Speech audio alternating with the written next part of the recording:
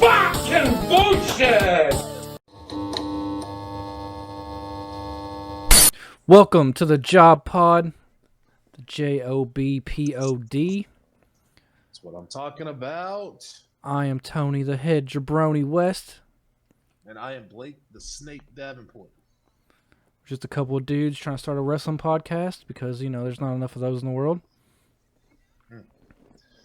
There's actually a third guy, but he has to work on Wednesday, so, you know, free bird rules, boys. Exactly. So we're not going to waste too much time with intros here. We're going to get right into our first segment, Bad Commentary. You just talk too damn much. Macho. He's going to hunt Macho now. Oh, Now that's the end of that. Well, we'll be back next week with another shitty segment. The price is wrong, bitch.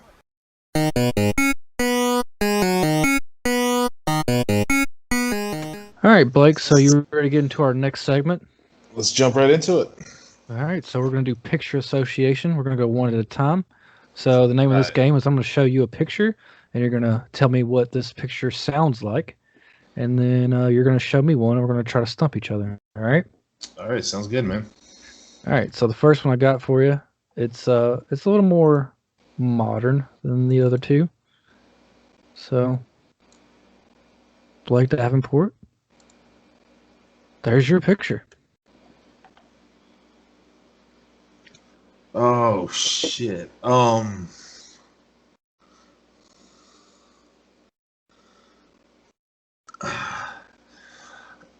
I don't remember what he says, but that's not where he falls off the table, is it? It's him and Daniel Bryan, if that helps at all. But he has a really funny phrase here that I laugh every time I hear it. Shit, I don't know this one, man. Stumped him already. Yeah, dude, I'm not gonna get the new stuff as well for sure. So this is a moment where a fan in the crowd says, "Ring the bell, ring the bell," and Randy Orton says, "There's no bell to ring." Okay, that one cracked me up. All right, your turn. All right, Tony 1, Blake 0 so far. Keep it score. Damn, I gotta fight back out of the hole, man. All right. So, Tony, you ready? I'm ready. All right, let's roll with it.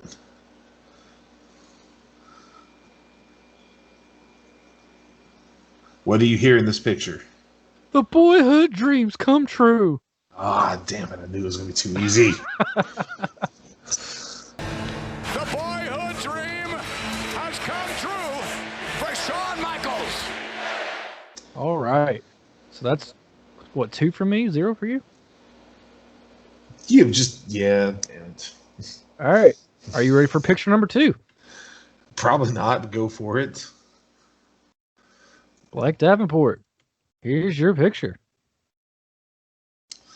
I'm not booked, Terry. I'm not booked. Come on, Dennis. Come on down. I want you to be there. I want you to. But Terry, I'm not booked. Dennis, you can ref me and Brett. Come on. It's just. I've got some other stuff going on. I already had plans. What do you got going on, Dennis? You ain't got nothing going on, Dennis. You ain't got shit. I mean, I appreciate it, but no, I just can't do it. It's for the belt, Dennis. You got to be there. It's my retirement match. It's me and Brett. I'm going home. My horse is sick. I need you there, Dennis. Cut to Dennis Stamp is there. I'm not going to be here, but... Why aren't you? Because I'm not booked. You're not going to be here. Why aren't you going to be here? Please be here. I'm not going to be here, Terry, because I'm not booked. That's an old rule. That's an old rule I've had for a long time. So my favorite part is actually like right after this when Terry almost breaks his fucking ankle over a bottle hole. Do you remember that part? Yes.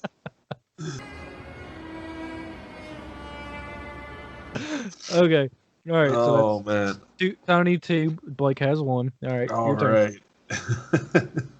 That was a good one, though. Like, all right. One of my favorite introductions of all time. That's gotta be Kane. Here's the question, though. Greatest debut of all time or no? Debut, yes. Like, from my opinion, yes. To me, it's got to be that and Jericho. Like, that's got to be the top 2. Okay, all right. While we're on that, I'm going to take a quick segue here to talk about that for a second because, yes, I turned into a Chris Jericho fan, and I know who Chris Jericho was from WCW.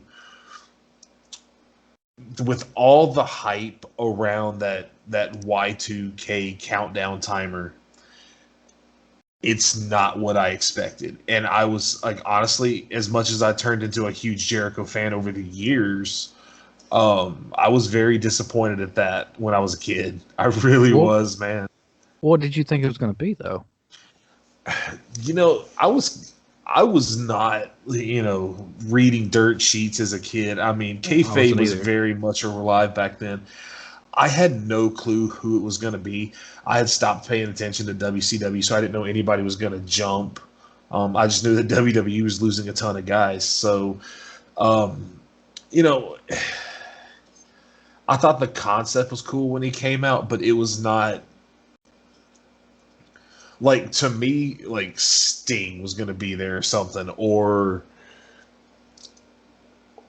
DDP or somebody over the top, So at which point did you know that the countdown was for a debut? Literally, I think it was on the episode that it happened. So it wasn't like you weren't like seeing the countdown. You're like, oh, somebody's coming. Right. I didn't know if it was going to be an angle. I didn't know. No, I mean, they had the wool over my eyes, and that's, honestly, things like that are what made wrestling so enjoyable during that time. Was, we didn't have all the damn dirt sheets and everybody rubbing reality. I mean, kayfabe was very alive, and, it drew you in. So, yeah, man, like, I just thought it was going to be another angle or something, or, they were going to repackage another superstar maybe, which I didn't even know what repackaging was, but, so, I mean, hell, I didn't know Glenn Jacobs was Dr. Isaac Yankem at that point either. Oh, so. Dude, I didn't either, I mean. But no, that, for me, yes, Kane's entrance is going to be the top of the line, doesn't get any better. They'll never top it. Yeah, I mean, with the story, the build, the anticipation, for an emo kid like me, the darkness surrounding it, just perfect. It spoke to my heart, and that led to me having all the Kane T-shirts and all the Kane action figures, and the little Kane costume that they sold at Kmart that would not fit my fat ass, but whatever. It's fat Kane. Yeah. The damn mask fit just kind of like every other Halloween costume in my entire life. But you were like the third brother of destruction. You were the Spike Dudley of the Brothers of Destruction. Yeah. I was kind of more like, I look more like Paul Bear's son than Kane did. All right, dude. You're up. All right, man. So here's your final picture. This is the one that made me laugh out loud when I was searching for it. I thought it was I figured it'd be the Dennis Stamp one, man. Dennis Stamp's always funny, but this one, I hadn't thought about this one in a while, and this one got me. So let's see if it does the same for you. All right, Blake, here is your picture. Oh my God. Did it work? My daddy died. God. So I will accept that answer, but that's not the answer I was looking for. Oh,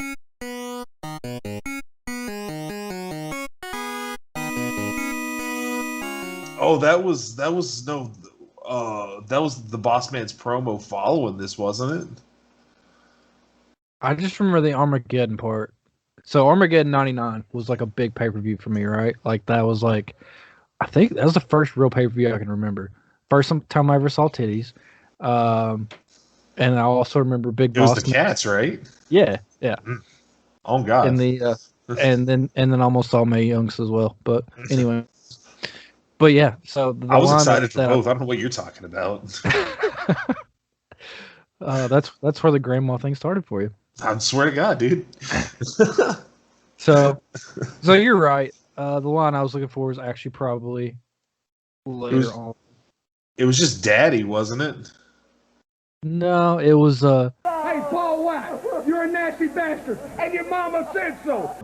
Okay, so let's see. I'm 3-0, right? Yeah, you're 3-0. I'm You're 2-1. You're 2-1. So, or yeah, whatever. I've already lost score. All right, dude. This last one is not hard, nor is it funny. I wasn't going for either, but it's one of my favorites, and it was just another one of those images you can hear. So, give me 1 second. Make sure I got the right one selected here. Nope, that's Boyhood Dream. Not gonna hit you with that one again. Pop on it every time, bro. Oh my God. Like, I didn't even know we were going for that. I thought we were just having fun here. Now we're keeping score. Oh, okay. I'm sorry. I thought we were keeping score. You had to make it competitive. That's fine. That's fine. All right, Tony. There you go. Let me in. Is that Okay, what you're I'll going accept that. what were you going for? We're here. We're here. And then, of course, you did the blow thing, but... That'll work, too. Whoa, we can't say that on podcast. Oh, we can't say that on podcast? Uh-oh. Luke Harper, man. Luke Harper, yeah. I don't even... I gotta be full on honest here. Like, until he passed and then everybody started speaking highly of him, I didn't really outside. Like, I enjoyed his work in the Wyatt family and the thing he did with Eric Rowan as the Bludgeon Brothers. Right. I liked both of those. I mean, I was a fan, but I wasn't overtly tuned into his career, Yeah. And I feel like that happens a lot, man. Unfortunately, you have all these other fans out there that are going to say, "Oh, I love so and so during their career now that they're gone," or "I love so and so." Okay, yeah, maybe. I mean, there may be a few, but for the most part, bullshit. Yeah. Well, I think the people that were diehard AEW were the whole Dark Order thing, Oh, absolutely, yeah. He was actually starting to get over when it all happened, so. Yeah, no, that for sure. But I did not, and even now, with my son's hockey schedule, I'm kind of only follow it casually. But I can't say that I was just this overt fan of his, other than he was. I mean, as well as anybody that I love Bray Wyatt, especially with the Fiend character. It's probably the greatest thing I have seen in a long time. That entire storyline, trying to figure out what's going on now, even though I don't watch it, going back and watching, reviews or whatever, or YouTube videos from past Mondays. But, that's going to be hard to sell a podcast to for a guy that's like, I don't really watch it, but, I was a diehard fan back in the day, and that's, I know that's kind of where we're keying in on. But, it is nice to kind of throw up some stuff from today.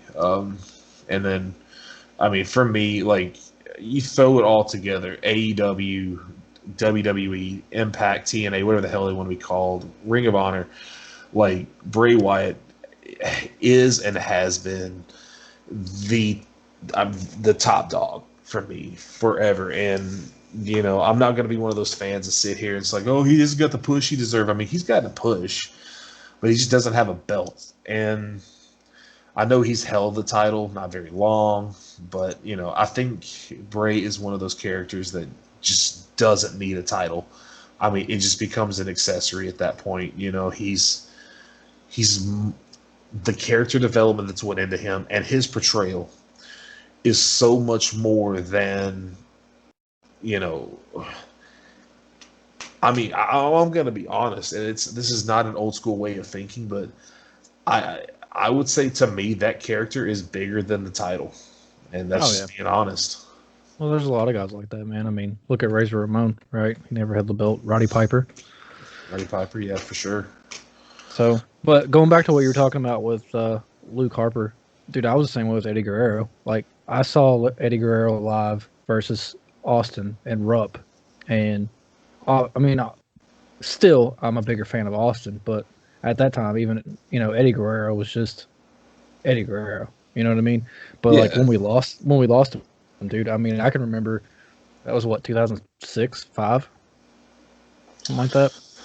Yeah, man. Like I was caught up doing everything but paying attention to wrestling because that was like around the year I graduated. Yeah. So, I loved Eddie for his time in WCW, and to me, while I thought the Radicals were a cool angle, a cool debut. I mean, that was like, to me, they had a better, how would you want to call it? They had a better invasion, if you will, than what they put together with the invasion storyline. God, we'll get to that for sure. But that was one person I could say I was a fan. Now, he wasn't my favorite, and I never put him, in my list of favorites above an Austin or a Shawn Michaels or a Bret Hart. I mean, there was a lot of people I put in front of him, but I sure as hell respected his work. I mean, great technical ability. Well, I was just what I was getting to is like that was one of the moments. Like, I don't want to say it was like took me out of kayfabe, but it was surreal. Like I remember that Monday Night Tribute hit me fucking hard, dude. Like that was one of the tributes they did. That, I mean, me and you, we were. What pay-per-view was it when they did the Dusty 10-bell salute and we were both fucking broken up, Yeah, that was Money in the Bank. God, that's 4 or 5 years ago. But it was in Columbus at Nationwide Arena. And it had just happened too, man, not like the day before. Yeah, that was rough. Dusty's was rough. Because I remember him from being a kid, and yeah, I mean, but yeah. This podcast took a depressing turn. Well, I mean, I guess the point I'm trying to make is like, there's some moments like that, that just they hit you pretty hard. Oh, absolutely. Yeah, remind you that these people are human, and it's not just all who's going to hit somebody with a chair this week. Which we will get to more chair shots later on. All right, guys. Man. So let's we're going to wrap up this segment, and we'll move on to the next.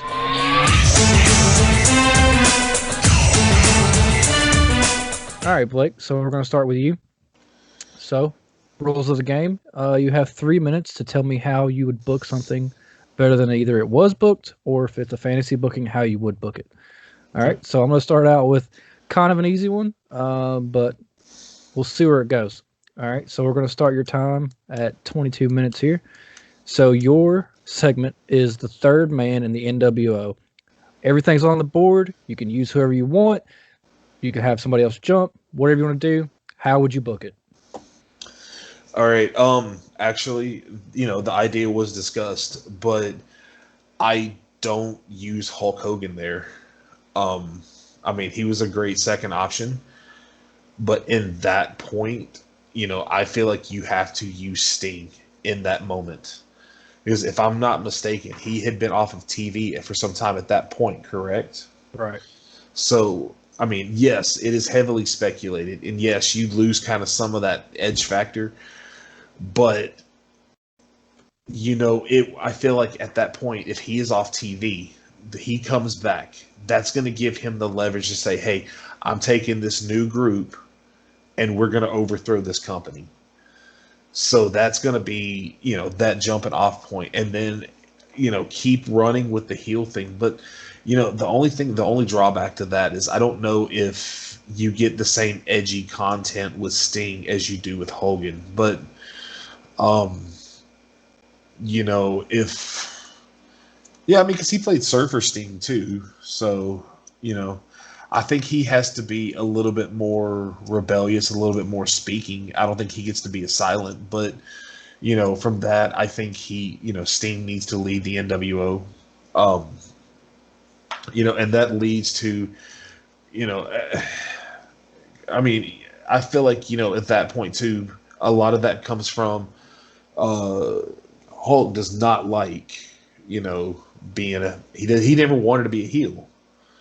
And that doesn't work for me, brother. So, if he gets to stay face, that doesn't work for me, brother. You get Sting's push out of it.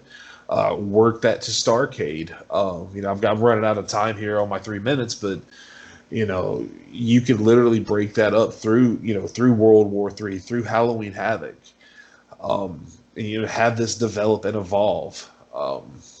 So, and maybe even instead of just having Hall and Nash come in, you got Ted Turner's checkbook.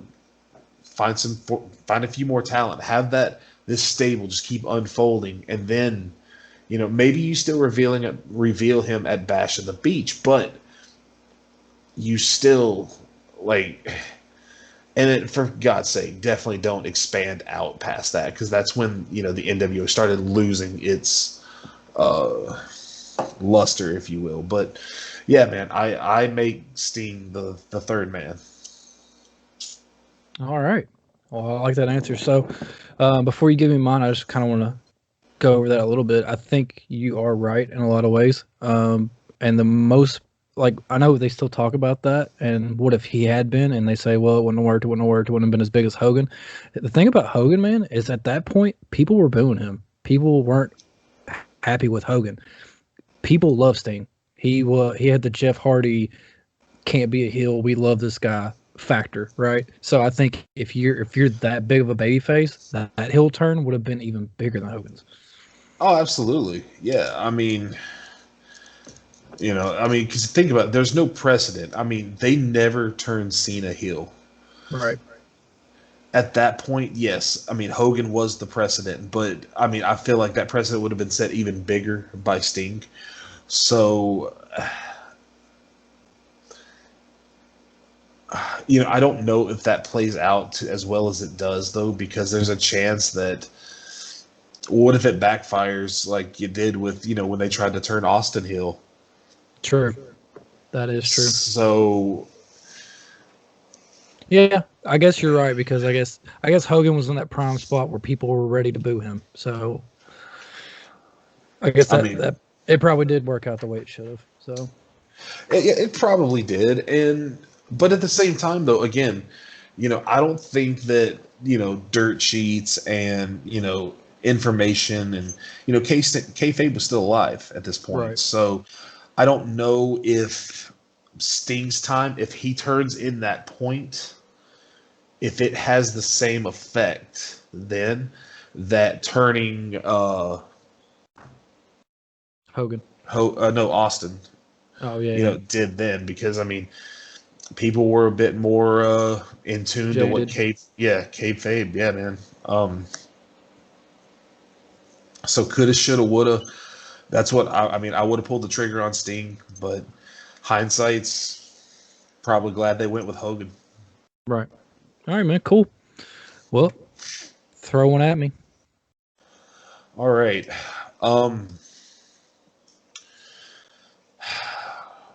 This will be fun. Montreal, Canada, 1997. Vincent screwed Brett. Brett screwed Brett. What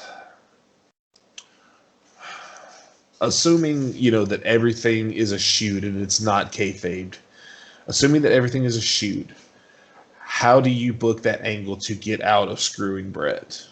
Do you let Brett go? Okay. So, in this scenario, we're at Survivor Series.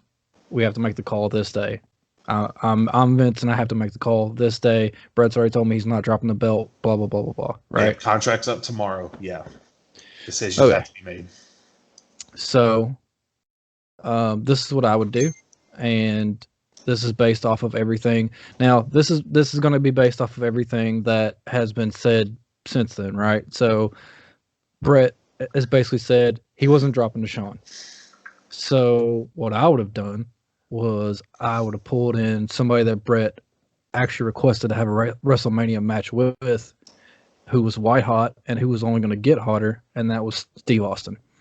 So I would have told Brett, hey, I know that you've got problems with Sean. You've already said you're not going to drop the belt to Sean. So let's drop it to Austin.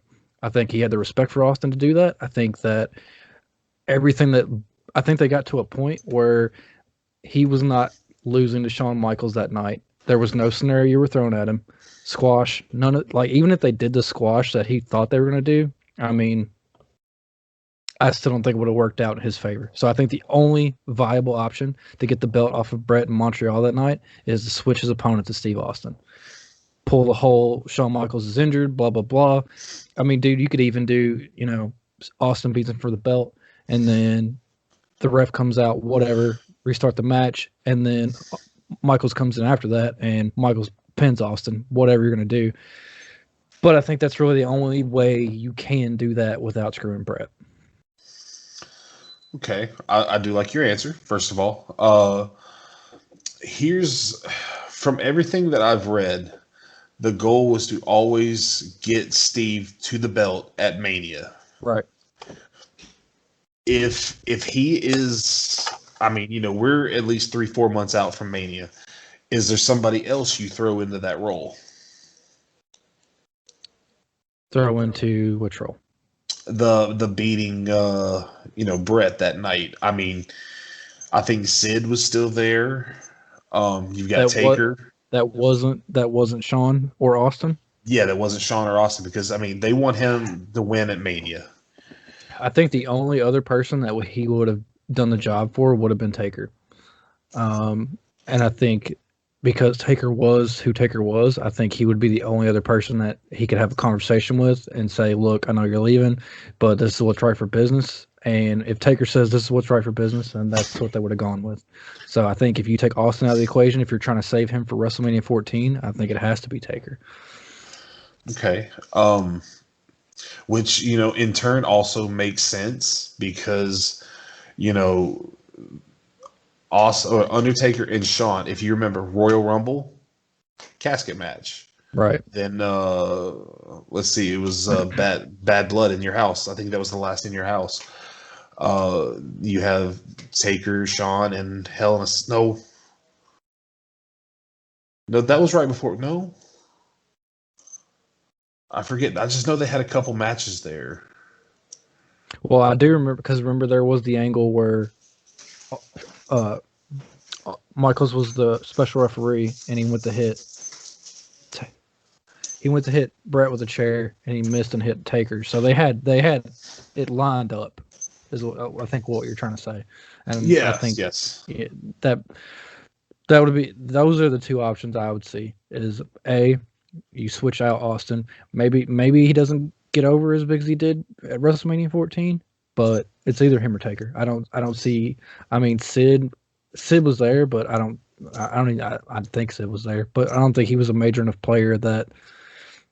I mean, maybe a transitional champion, but that's the only way I see you get out of the Montreal Screwjob. But here's the thing, though, right? So if the Montreal Screwjob doesn't happen, you don't have Hill Vince, right?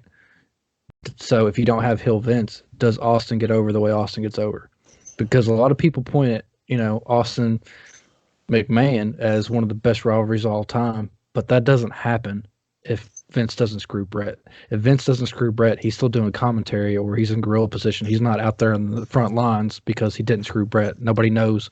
I mean, they know he's the guy, but he's not doing that character, right? Right. Right. So no, that's a great point. So honestly, to me, that's the moment. If you really look back at everything, Vince screwing Brett is the moment that A, the Attitude Era really started, and B, the tide turned against WCW. They might have kept winning for Nitros and stuff, but all those events that came after that, Austin McMahon, the Attitude Era, all came from Vince screwing Brett. well, you're exactly right. You're exactly right. I think back to around that time when there were so many people that had, that I felt like deserved at least a run with it that never got it. Like for Vader, I feel like Vader deserved it. And then,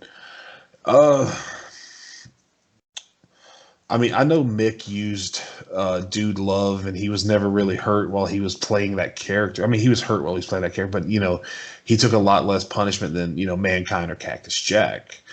But I feel like the Mankind character deserved a run with it, and I feel like there's 100 different ways, but hindsight's it probably ended for the best. But in my fantasy booking on that one, from the outside looking in, I'm kind of like what you said is I'm putting somebody in there to get that belt off and not, burn that bridge. Yeah, I mean, other than screwing Brett like they did, that to me, there's no way that Brett was doing the job for Michaels that night. So the only other option is to switch that person out. Oh, absolutely. Yeah, we had to do the traditional. We had to get the Montreal Screwjob in there. Doesn't everybody get the Montreal Screwjob in on their podcasts? Yeah, it's the biggest thing that's ever happened in wrestling, right? Right. Something I always wondered too. Brett leaves under his conditions. I mean, why not, give Davey Boy a run with it, and does Davey Boy and Neidhart, stay with the company, Yeah. Well, I mean, I think that would have been an option too, but was Vince willing to put the belt on anybody in the Hart family at that moment? No, and going back to the whole past wrestlers that we spoke about earlier, my history with the Hart family that I cared about. That I was a fanboy. So I was always upset that Owen never got a shot at that. I mean, especially with the quality of matches he was having, as entertaining as he was. I mean, he could take something as simple as Nugget and make it entertaining and definitely underrated. Yeah, absolutely. All right, man. So I think that was a pretty good segment. Let's go ahead and move into the main event. Let's do it.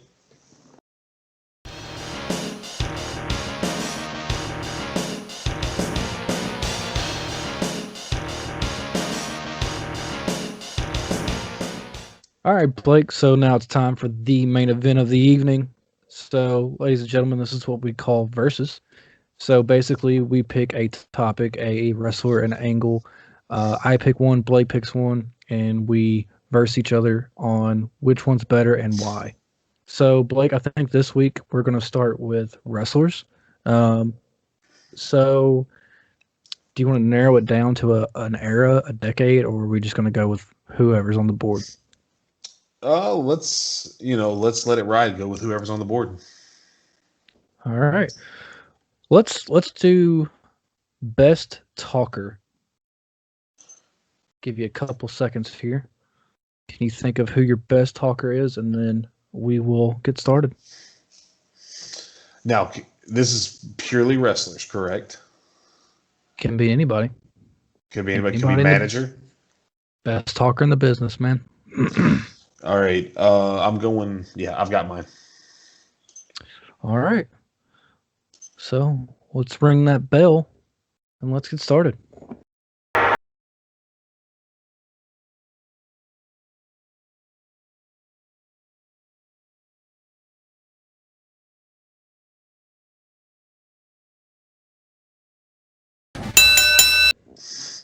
All right, man.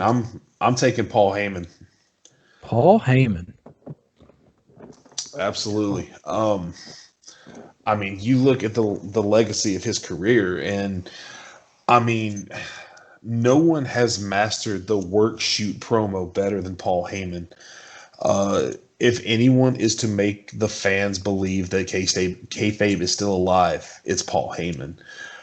If you've never seen the interview he did with Between the Ropes, the story he did with Brock Lesnar, I mean, it makes you suspend disbelief, and it's you know to hear him talk, he can make Brock Lesnar, which Brock Lesnar doesn't need any help, being made out to be a monster, but he adds that much more to him. Go back to the one night stand pay-per-views, and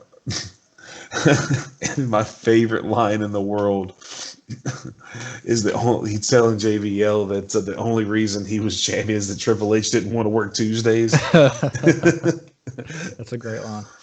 Oh my God. And hide your wives, it's Edge. Oh, it was lovely. Oh man. But just, that the master of going out there and, having you feel like, okay, is he telling us the truth? I mean, is he going too far? Go back. You can definitely see why so many people work for him for free. Oh, hell yeah. I mean, I would be in there like, what else can I do, sir?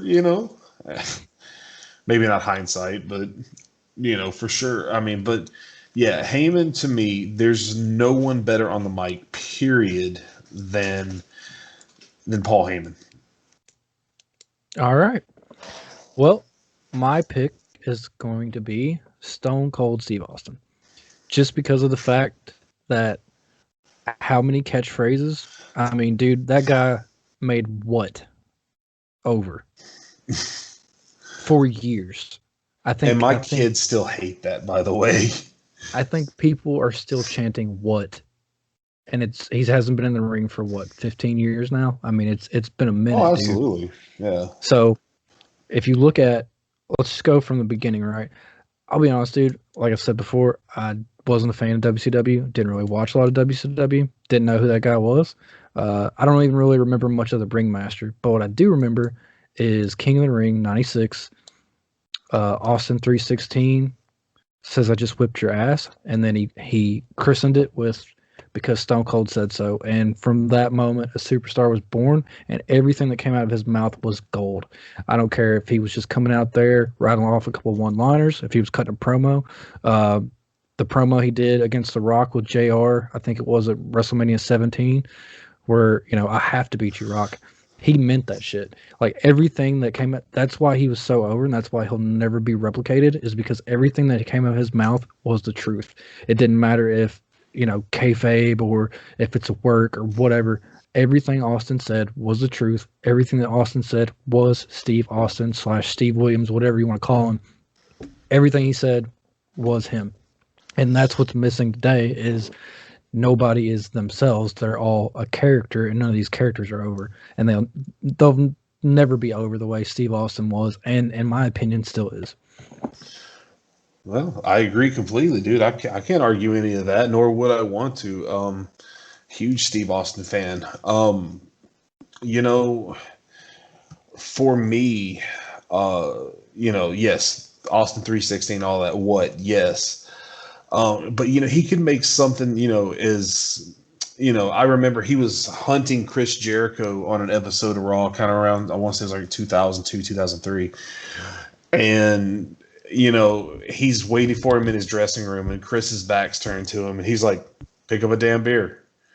And it's just like that, the intensity he brought with it. And I think it's the feeling you get when you're hearing these things is what drew you in. I mean, you could, and again, today it's not like it is, then it's not like it is today where they're parading around, not that Make-A-Wish and, these WWE charities aren't great. They are. But, they weren't parading that around their daily personalities. Right. Yeah. It was very much, in character, and you just, I mean, you believe Stone Cold literally stomp a mud hole in anybody's ass. I mean, you believe that. Right. And as I've said many times since we've been talking is, I mean, yes, he made you, suspend disbelief. And, one of the greats, yes, but I don't think there's a way we're going to be able to settle this because I think we picked two great personalities. I think the best way for us to settle this, Tony, is you guys tell us what you think in the comments. All right. So it looks like we're doing a count out here. All right, guys. So that is our show, the J.O.B. P.O.D. Tune in every week once we kind of get rolling here, and we'll see where this goes. All right, guys. Yes, thank you so much for tuning in with us. I've had a lot of fun talking with my best friend, my brother here. But for this week, I'm Blake Davenport. And I'm Tony West, and this is the J.O.B. P.O.D. Always doing the job.